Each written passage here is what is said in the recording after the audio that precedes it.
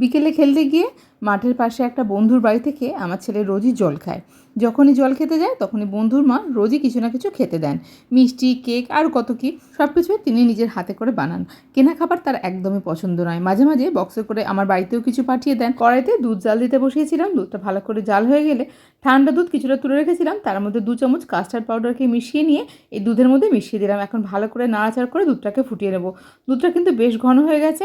দুধটাকে ঠান্ডা হতে রেখেছি। এর মধ্যে 4টে পাউরুটিকে ধারগুলোকে এভাবে কেটে নিচ্ছি। আমি এখানে মোট 4 চামচ চিনি ব্যবহার করেছি, তোমরা চাইলে চিনির পরিমাণটা বাড়িয়ে নিতেও পারো। ধারগুলো কেটে নিয়ে পাউরুটিগুলোকে এভাবে একটা করে লেয়ার করে রাখবো।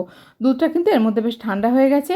একটা করে পাউরুটি দিচ্ছি আর ওপর থেকে ওই কাস্টার্ডের মিশ্রণটা দিয়ে দিচ্ছি। এখন এটাকে ফ্রিজে রেখে দেবো 5-6 ঘন্টার মতো। এখন ফ্রিজ থেকে বার করে নিয়েছি, এটা সুন্দর ঠান্ডা হয়ে গেছে। ওপর থেকে ছড়িয়ে দিচ্ছি কিছুটা ড্রাই ফ্রুটস।